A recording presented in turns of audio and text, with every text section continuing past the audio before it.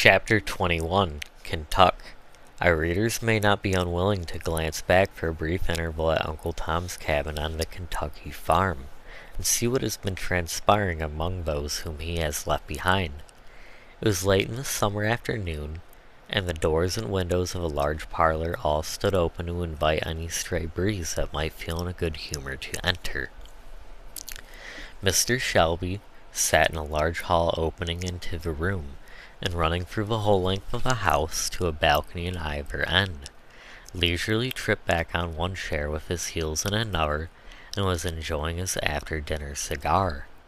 Miss Shelby sat in the door, busy about some fine sewing. She seemed like one who had something on her mind which she was seeking an opportunity to introduce.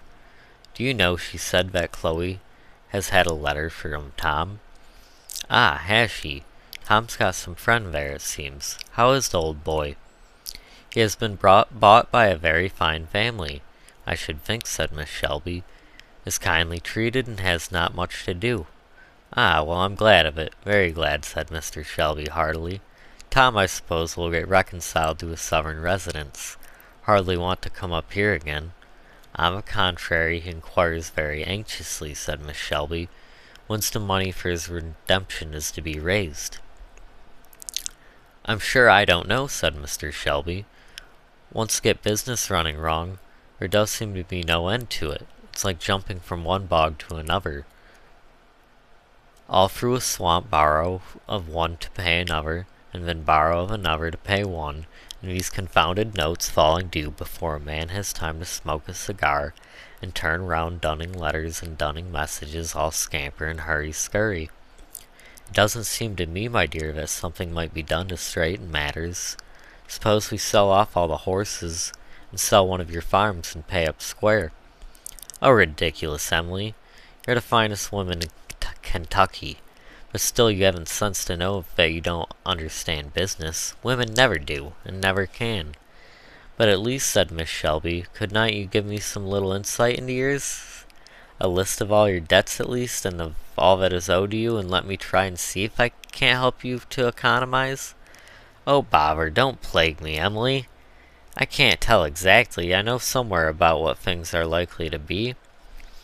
But there's no trimmin' and squaring my affairs, as Chloe trims crusts off her pies. You don't know anything about business, I tell you." And Mr. Shelby, not knowing any other way of enforcing his ideas, raised his voice, a mode of arguing very convenient and convincing when a gentleman is discussing matters of business with his wife. Miss Shelby ceased talking with something of a sigh. The fact was that though her husband had stated she was a woman, she had a clear, energetic, practical mind, and a force of character every way superior to that of her husband, so that it would not have been so very absurd a supposition to have allowed her capable of managing, as Mr. Shelby supposed. Her heart was set on performing her promise to Tom and Aunt Chloe, and she sighed as discouragements thickened around her. "Don't you think we might in some way contrive to raise that money?" poor Aunt Chloe. "Her heart is so set on it. I'm so sorry if it is. I think I was premature in promising. I'm not sure now. But it's the best way to tell Chloe and let her make up her mind to it. Tom will have another wife in a year or two, and she had better take up with somebody else.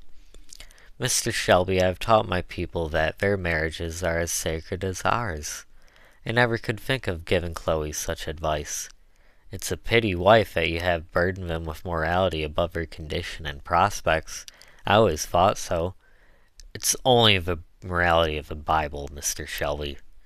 Well, well, Emily, I don't pretend to interfere with your religious notions, only they seem extremely unfitted for people in that condition." "They are indeed," said Miss Shelby. "That is why. From my soul, I hate the whole thing. I tell you, my dear, I cannot absolve myself from the promises I make to these helpless creatures. If I can get the money no other way, I will take music scholars. I could get enough, I know, and earn the money myself. You wouldn't degrade yourself that way, Emily. I never could consent to it. Degrade? Would it degrade me as much as to break my faith with the helpless? No, indeed." "Well, you are always heroic and transcendental, said Mr. Shelby, but I think you had better think before you undertake such a piece of quixotism. Here the conversation was interrupted by the appearance of Aunt Chloe at the end of the veranda. "If you please, missus," said she. "Well, Chloe, what is it?" said her mistress, rising and going to the end of the balcony. "If missus would come and look at this your old poetry." Chloe had a particular fancy for calling poultry poetry, an application of language in which she always persisted, notwithstanding frequent corrections and advisings from young members of the family. "La sakes," she would say, "I can't see one just as good as Hurry. Poetry's something good anyhow, and so poetry Chloe continued to call it." Miss Shelby smiled as she saw a prostrate lot of chickens and ducks, over which Chloe stood with a very grave face of consideration. "I'm thinking whether missus would be having a chicken pie a dese year. Really, Aunt Chloe, I don't much care. Serve 'em any way you like." Chloe stood handling them over abstractly. It was quite evident that the chickens were not what she was thinking of.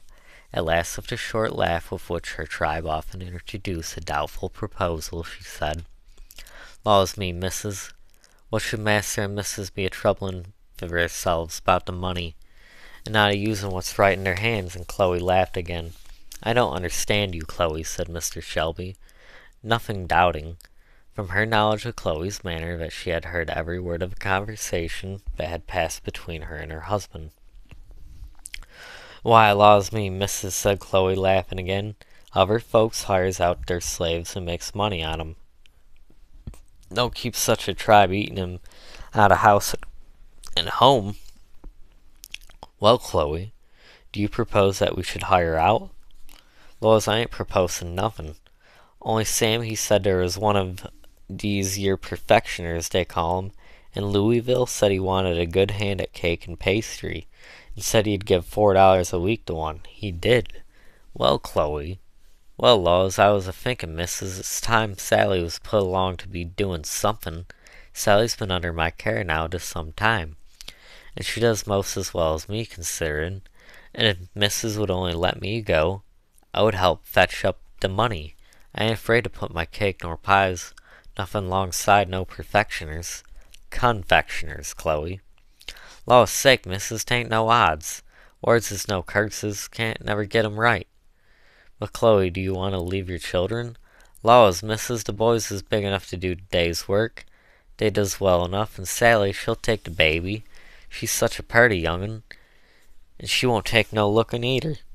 Louisville is a good way off." "Law's sake, who's afraid?" "It's down river. Some near my old man, perhaps," said Chloe, speaking last in a tone of a question, and looking at Mr. Shelby. "No, Chloe, it's many 100 miles off," said Miss Shelby. Chloe's countenances fell. "Never mind, your going there shall bring you nearer, Chloe. Yes, you may go, and your wages shall every cent of them be laid aside for your husband's redemption." As when a bright sunbeam turns a dark cloud to silver, so Chloe's dark face brightened immediately. It really shone. "Laws, if missus isn't too good, I was thinking of that very thing, 'cause I shouldn't need no clothes, nor shoes, nor nothing. I could save every cent. How many weeks is there in a year, missus?" "52, said Miss Shelby. "Laws, now, there is, and $4 for each on 'em. Why, how much that ar be? $208, said Mrs. Shelby. "Why," said Chloe, with an accent of surprise and delight, "and how long will it take me to work it out, missus?" "Some 4 or 5 years, Chloe." "But then you needn't do it all. I shall add something to it. I wouldn't hear to missus giving lessons for nothing. Master's quite right in that ar. It wouldn't do. No ways. I hope none of our family ever be brought to that ar while I has got in hands. Don't fear, Chloe. I'll take care of the honor of the family," said Miss Shelby smilingly. "But when do you expect to go?" "Well, I wasn't expecting nothing, only Sam. She's going to the river with some colts, and he said I could go along with him, so I just put my things together. If missus was willing, I'd go with Sam tomorrow morning, if missus would write my pass and write me a commendation." "Well, Chloe, I'll attend to it." Mr. Shelby had no objections. "I must speak to him." Miss Shelby went upstairs, and Aunt Chloe, delighted, went out to her cabin to make her preparation. "Law's sake, Master George, you didn't know I was going to Louisville tomorrow," she said to George as entering her cabin. He found her busy and sorting over her baby's clothes. "I thought I'd just look over Sis's things and get 'em straightened up. But I'm going, Master George, going to have $4 a week, and Missus is going to lay it all up to buy back my old man again." "Whew," said George. "Here's a stroke of business, to be sure. How are you going?" "Tomorrow, with Sam. And now, Master George, I know you'll just sit down and write to my old man, and tell him all about it, won't you?" "To be sure," said George. "Uncle Tom will be right glad to hear from us. I'll go right in the house for paper and ink, and then Aunt Chloe and I can tell you about the new colts and all." "Sartin, Master George. You go along, and I'll tell you to get a bit o' chicken, or some sich. You won't have many more suppers with you poor old auntie."